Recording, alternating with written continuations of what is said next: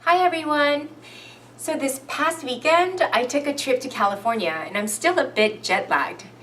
And for those of you who don't know, it's where I grew up. And a girlfriend of mine from elementary school is pregnant at 43 after years of heartache and IVF treatment. So we threw her a huge congratulatory baby shower. And many friends from my college years were there, and every one of them were frustrated with weight gain, being tired, and being perimenopausal. So today, I thought I'd talk about the endocrine disrupting toxins, what they are, and how to avoid them. These toxins are often what causes these unfavorable symptoms. So first of all, what is the endocrine system? Well, the endocrine system is the collection of glands that produce hormones that regulate metabolism, growth and development, tissue function, sexual function, reproduction, sleep, mood, just to name a few. So it's an important system. And too often, treatment for the aforementioned symptoms is to throw in more hormones. However, it's more important to address the root cause of hormonal imbalance. So hormones are balanced through multiple feedback mechanisms, like a light switch that turns on and off. And in order for the light to turn off, a physical input is necessary to flip the switch on and off, right? So similarly, our hormones are activated and deactivated by messengers, and such messengers need proteins to turn them on and off. However, many things can get in the way of this, some of which we can control. One is chronic stress, lack of sleep, and environmental toxins that enter our body through the air or the foods that we eat. Such toxins that upset our endocrine systems are known as endocrine disrupting chemicals, or EDCs. So getting back to the hormone imbalance, it's much more efficient to eliminate the toxins that are disrupting your hormones than to throw in more hormones. So how do toxins cause disruption? Well, one, they mimic a hormone that occurs naturally in the body and activate hormones that often produce inappropriate or undesirable hormonal effects. Two, they block the activity of internal hormones by occupying their receptors. And three, they actually interfere with the creation or metabolism of hormones and or their receptors, indirectly affecting the body's normal response. The endocrine system is very important during early development, and there can be a large risk of toxin transmission between being pregnant or breastfeeding mothers to their newborns.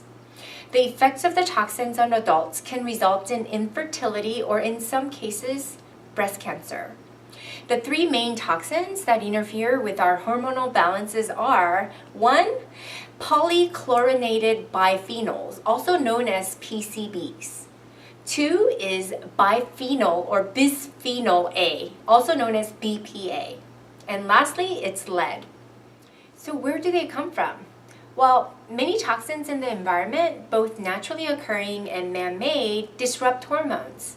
They come from medications, food additives and preservatives, pesticides, BPA from plastics, and heavy metals. They're found in plastic materials for food storage, food itself, cosmetics, detergents, house cleaning products, and also flame retardants.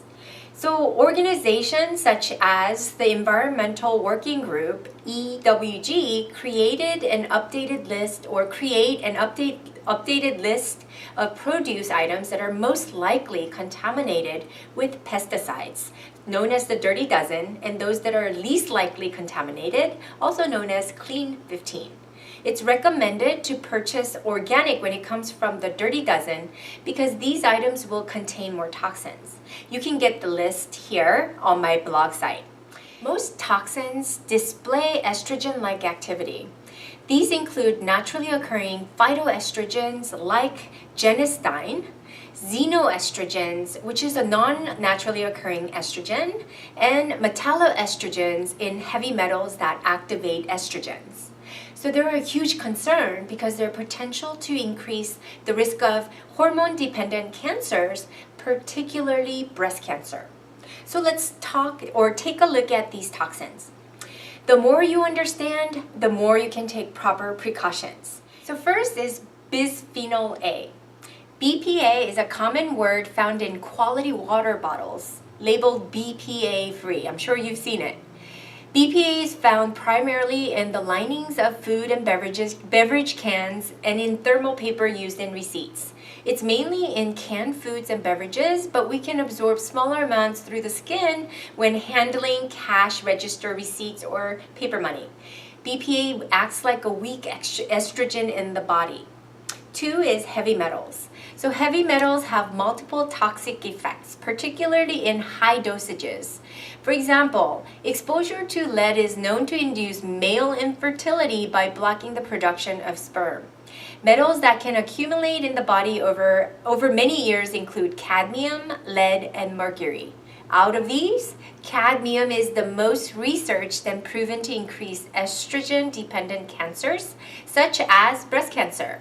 And cadmium exposure in non-smoker is mainly due to diet, while in smokers, there is a high risk of direct exposure via inhalation of smoke. So what can you do? Well, one, you can minimize exposure by following the Dirty Dozen Clean 15 from EWG, and you can get this on the blog itself. There's a clickable link. And 2, look for the BPA-free canned products and plastics. Most of them are now labeled, clearly labeled. And 3 is to avoid smoking and exposure to secondhand smoke. If you have concerns about toxic exposure, it can easily be tested for. Please contact us to be tested for overexposure and or to address the root cause of hormone imbalance prior to jumping into hormone replacement, including thyroid. Also recommended is to go through a metabolic cleanse. You can get information on my website, clickable link on this blog. Do you have any comments? I would love to hear from you. And I would also highly love it if you subscribe to my channel. Thanks for watching again. See you next week.